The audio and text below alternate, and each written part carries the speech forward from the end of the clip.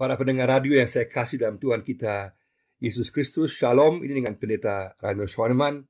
Kita bersama-sama akan merenungkan pada hari Paskah ini, hari kebangkitan Yesus ini. Kita akan bersama-sama melihat tema, yaitu hiduplah dalam kuasa kebangkitan Yesus. Hiduplah dalam kuasa kebangkitan Yesus. Kita akan baca 3 bagian firman Tuhan. Yang pertama dari Lukas pasal 24. Lukas 24 ayat 5 sampai 7.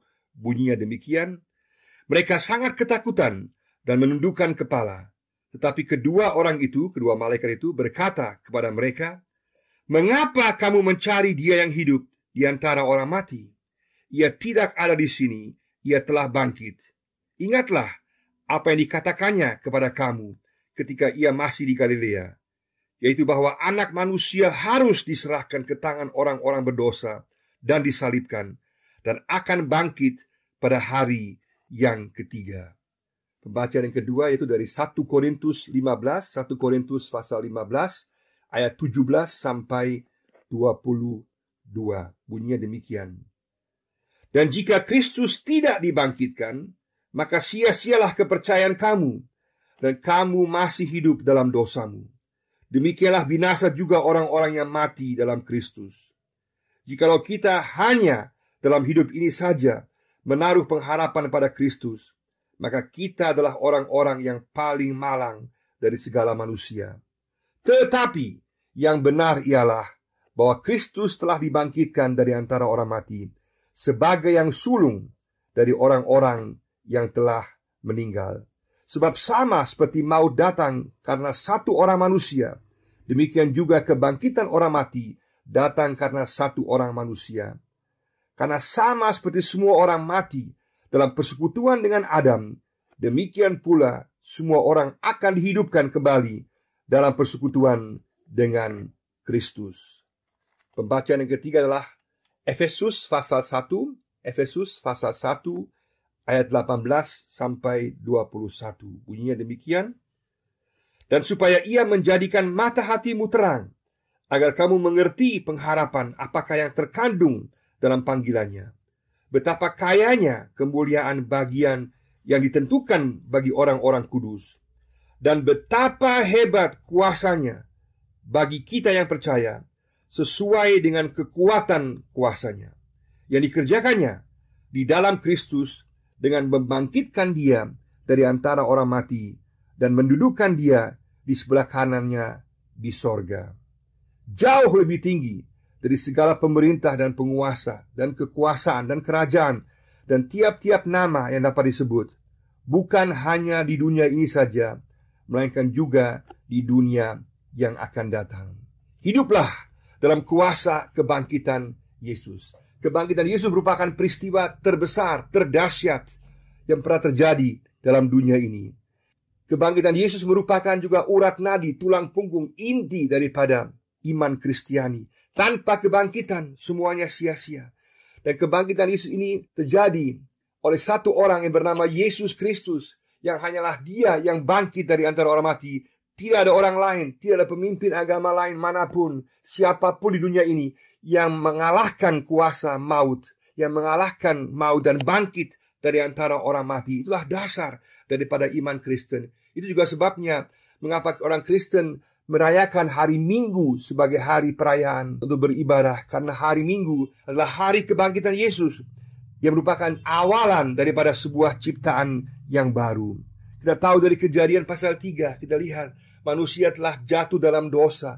Manusia yang diciptakan dalam citra dan gambar rupa Allah yang begitu indah, jatuh dalam dosa, kehilangan kemuliaan Allah, dan juga kemudian akhirnya mengakibatkan dosa dan juga kematian. Sekarang, dengan Yesus yang bangkit dari antara orang mati, yang mengalahkan maut, maka sebuah ciptaan baru, suatu awalan daripada ciptaan yang baru telah dimulai. Dan juga sebabnya, mengapa kita merayakan hari Minggu sebagai hari ibadah kita. Merayakan, yaitu awalan yang baru, ciptaan yang baru, yang terjadi karena kebangkitan Yesus dari antara orang mati. Sekali lagi, tidak ada peristiwa yang lebih besar daripada peristiwa kebangkitan Yesus dari antara orang mati. Pada saat yang sama, peristiwa kebangkitan ini seringkali disangkali oleh banyak orang. Banyak orang melawannya, banyak orang tidak mau percaya kepadanya, banyak orang menolak Yesus. Apabila Yesus tidak bangkit, apa artinya bagi kita? Maka berarti pertama, pemberitaan Injil dan keberadaan gereja adalah sia-sia, kosong, tanpa arti. Yang kedua, iman Kristen tidak memiliki dasar yang kuat, berarti rapuh, berarti lemah. Yang ketiga, para rasul, pendeta, penginjil, dan setiap orang Kristen pada dasarnya telah ditipu dan adalah penipu karena tidak memberitakan kebenaran. Yang keempat, orang yang percaya kepada Kristus pun tetap berada dalam dosa dan tidak adanya kepastian keselamatan. Yang kelima, mereka yang telah mati dalam Kristus sebenarnya binasa karena tidak mempunyai pengharapan yang pasti. Yang keenam, orang yang berharap pada Kristus adalah orang-orang yang paling kasihan karena menaruh harap percaya yang sia-sia, yang tidak berdasar. Tapi puji Tuhan dikatakan bahwa yang benar adalah bahwa Yesus telah bangkit. Bahwa Yesus telah bangkit. Ini merupakan fakta, dasar, urat nadi daripada iman Kristiani kita, kepercayaan kita. Kita hidup dalam kuasa kebangkitan Yesus. Pada saat yang sama, seringkali buku-buku muncul untuk melawan kebangkitan, fakta kebangkitan Yesus. Ada banyak buku yang melawan kebangkitan Yesus dan dapat digolongkan dalam 4 golongan. Ada 4 teori yang biasanya dipakai untuk melawan fakta kebangkitan Yesus. Yang pertama adalah teori halusinasi. Dianggap bahwa Yesus itu bangkit itu merupakan halusinasi daripada para murid. Mereka bermimpi saja bahwa Yesus bangkit. Tapi ini jelas tidak mungkin karena Yesus menampakkan diri sebanyak 12 kali. Fakta kubur yang kosong tidak bisa dijelaskan dengan halusinasi. Yesus makan secara nyata di hadapan para murid. Dan juga halusinasi biasanya terjadi hanya 1 kali. Tapi mereka melihat Yesus berulang kali. Itu yang pertama. Teori yang kedua adalah Yesus tidak sungguh mati, tapi hanya pingsan. Dalam teori ini dikatakan bahwa Yesus itu hanya kemudian dia pingsan, yang kemudian bangkit kembali, bangun kembali, sadar kembali di kuburnya. Tapi ini jelas tidak mungkin kalau kita melihat betapa kejamnya pola penyalipan daripada praktek orang Romawi yang begitu kejam. Bahkan Pilatus meyakinkan bahwa Yesus telah sungguh-sungguh mati. Dan Yesus juga kemudian dibalut dengan kain kafan yang cukup tebal. Tidak mungkin dia dapat keluar sendiri. Yesus telah kehilangan banyak darah dan air, membuktikan bahwa dia telah mati secara medis. Maka jelas tidak mungkin teori ini bahwa Yesus hanya pingsan, tapi Yesus sungguh-sungguh telah mati. Yang ketiga adalah teori rekayasa atau persekongkolan. Dikatakan bahwa para murid itu merekayasa bahwa Yesus telah bangkit, mengarang cerita bahwa Yesus telah bangkit. Tapi jelas ini bertentangan dengan fakta-fakta yang ada, karena para murid dikenal memiliki kepribadian yang baik. Dan juga para murid sendiri juga terkejut, kaget mendengar bahwa Yesus telah bangkit. Mereka sama sekali tidak mengharapkan, tidak berpikir bahwa Yesus akan bangkit. Dan kalau mereka buat berita bohong, mereka malah akan merugikan diri mereka sendiri, malah akan menambah penderitaan mereka, kesedihan mereka, kecuali kalau memang benar Yesus telah bangkit. Dan para murid juga bersaksi di daerah lawan mereka. Mereka dengan mudah dapat menunjukkan kubur yang kosong dan semuanya akan sirna. Terlalu banyak saksi yang juga telah melihat fakta kebangkitan Yesus. Dan juga tidak pernah ada seorang Kristen pun pada saat dia menderita dianiaya, kemudian mengaku bahwa sebenarnya semuanya ini hanya merupakan berita bohong dan berita omong kosong yang direkayasa saja. Tidak. Teori persekongkolan rekayasa ini tidak benar. Yesus sungguh-sungguh telah bangkit. Dan juga teori yang keempat, yaitu teori mitos atau dongeng. Ada yang mengatakan bahwa cerita kebangkitan Yesus ini bukan fakta, tapi hanya lambang saja. Bahwa bukan Yesus sungguh-sungguh bangkit, tapi hanya lambang saja, bahwa menunjukkan bahwa dia bisa bangkit dalam kehidupan kita. Tapi jelas ini tidak benar, karena semua penulis kitab-kitab Injil menunjukkan dengan jelas bahwa fakta sejarah kita baca mengatakan bahwa Yesus telah bangkit. Mereka menuliskan berdasarkan fakta sejarah dan benar-benar telah terjadi. Lukas 1, 1 Yohanes 1, 2 Petrus 1, semua menekankan bahwa mereka tidak mengikuti dongeng, tapi mereka sungguh-sungguh menceritakan apa yang telah terjadi. Paulus pun juga sama. Setiap kali dia berkhotbah, intinya adalah bahwa Yesus telah bangkit. Fakta kebangkitan Yesus merupakan inti, urat nadi daripada pemberitaan orang-orang Kristen pertama berdasarkan fakta, bukan mitos. Karena mitos biasanya dilebih-lebihkan, tapi Injil menulis dengan fakta realistis apa adanya. Fakta Yesus telah bangkit. Mitos biasanya perlu waktu lama sampai dia berkembang. Tapi di sini kita tahu Yesus telah bangkit. Langsung mereka berkhotbah, menyaksikan Yesus yang telah bangkit kepada orang lain. Bahkan di hadapan para lawan, orang-orang yang menentang mereka. Dan juga saksi yang pertama adalah para wanita. Jelas tidak menguntungkan kalau mau membuat mitos, dongeng dengan menggunakan wanita yang pada waktu itu kesaksiannya tidak dianggap serius atau tidak bernilai. Dan juga para murid tidak pernah membayangkan bahwa Yesus akan bangkit dari antara orang mati. Bahkan mereka frustrasi, mereka pulang kampung. Mereka sama sekali tidak menganggap, tidak percaya bahwa Yesus akan bangkit. Mereka kecewa. Maka keempat teori ini dapat kita tolak secara ilmiah dengan jelas. Yesus sungguh-sungguh telah bangkit. Yesus benar-benar telah bangkit karena harus ada kejadian yang sungguh-sungguh besar yang merubah para murid yang adalah penakut sebelumnya menjadi para murid yang berani menyaksikan Injil dan kebangkitan Yesus. Hanyalah kebangkitan Yesus yang merubah orang-orang yang penakut menjadi pemberani, orang yang putus harapan menjadi penuh harapan, orang yang sedih menjadi bersukacita karena peristiwa kebangkitan Yesus. Hanya peristiwa kebangkitan Yesus yang dapat merubah para keluarga Yesus yang sebelumnya menganggap Yesus sebagai gila, tidak waras. Bahkan mereka juga tidak percaya Yesus meskipun Yesus membuat banyak mujizat yang luar biasa. Tapi karena saat mereka lihat Yesus bangkit dari antara mati, itu membuat mereka kemudian menerima, percaya kepada Yesus dan menjadi anggota gereja di Yerusalem pada waktu itu. Luar biasa. Hanyalah fakta kebangkitan Yesus yang dapat menjelaskan bahwa banyak orang Kristen bersedia untuk mati syahid untuk menyaksikan Injil kebangkitan Yesus. Mereka bertahan dalam iman. Mereka mampu untuk terus tinggal dalam iman karena mereka tahu Yesus benar-benar telah bangkit.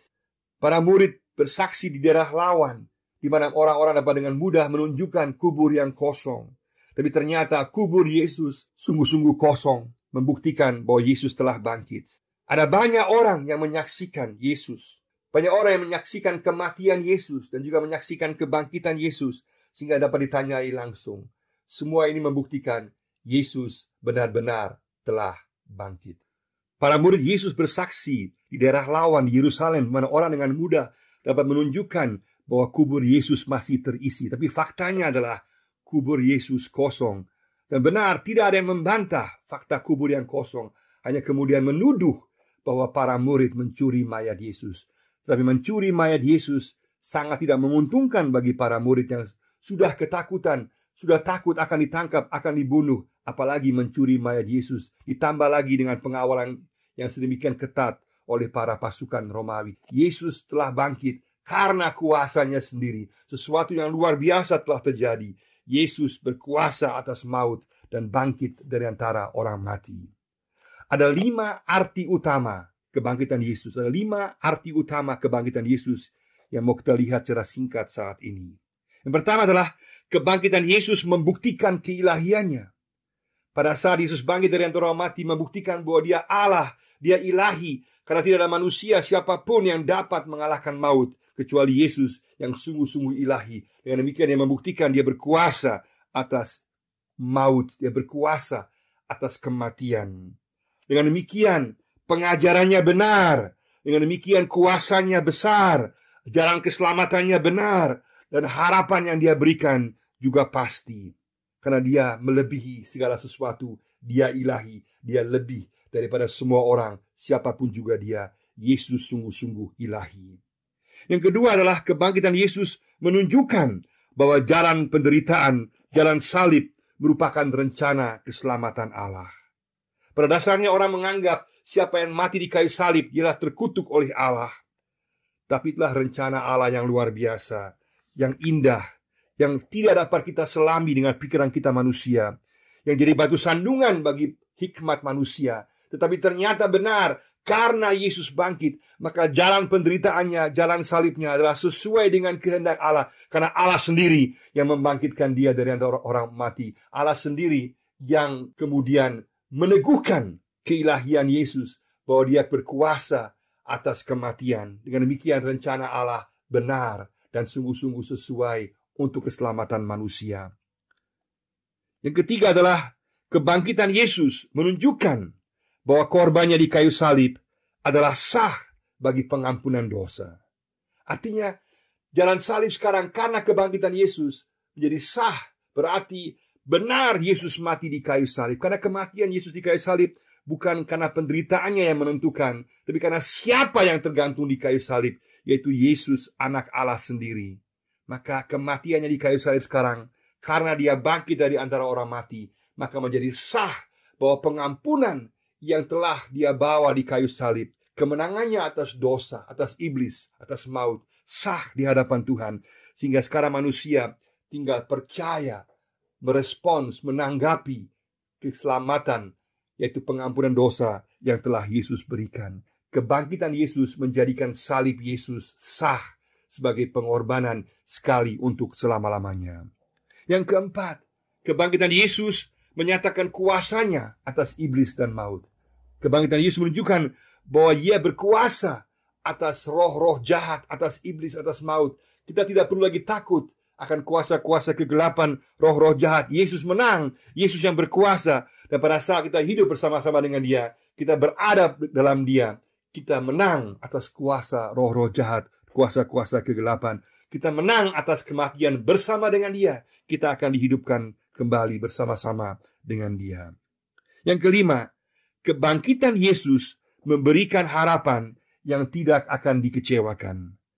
Yesus memberikan harapan, kebangkitan Yesus memberikan pengharapan yang luar biasa, bahwa semua kita akan bangkit bersama-sama dengan Dia dalam Yesus, dalam kerajaan surga, di mana keadilan Allah akan ditegakkan, di mana penderitaan akan dihapuskan, air mata akan dihapuskan, di mana ada keselamatan tubuh yang sempurna, diberikan tubuh yang sempurna, di mana Yesus akan berkuasa dengan keadilannya, dengan kasihnya, kesejahteraan yang Dia bawa.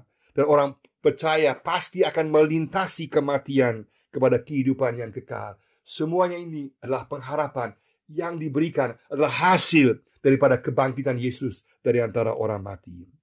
Maka sekarang untuk kita ada panggilan. Panggilannya adalah kita dipanggil untuk hidup dalam kuasa kebangkitan Yesus. Untuk hidup dalam kuasa kebangkitan Yesus. Tadi kita baca dari Efesus 1:18-21.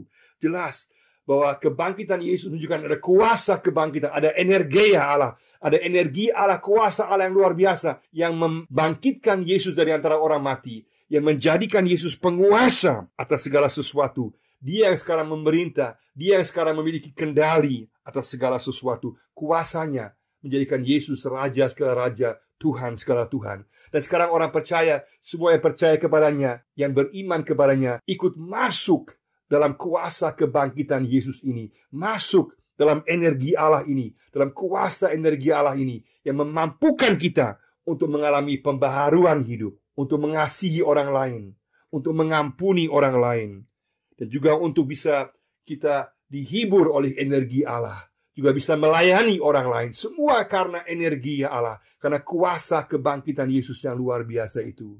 Celakalah kita kalau kita tidak hidup dari energi Allah. Kalau kita hidup dari kekuatan kemampuan kita sendiri, dari intelek kita, hanya dari strata pendidikan kita, kehebatan kehikmatan manusia kita, celakalah kita. Tidak akan jauh, tidak akan berhasil, tidak akan jadi berkat.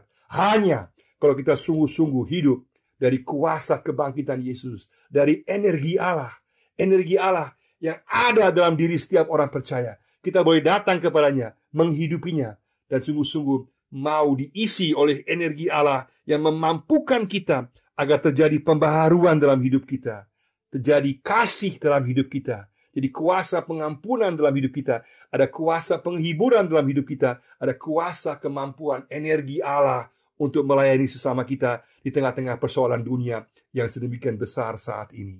Semuanya karena energi Allah, karena kuasa kebangkitan Yesus yang luar biasa.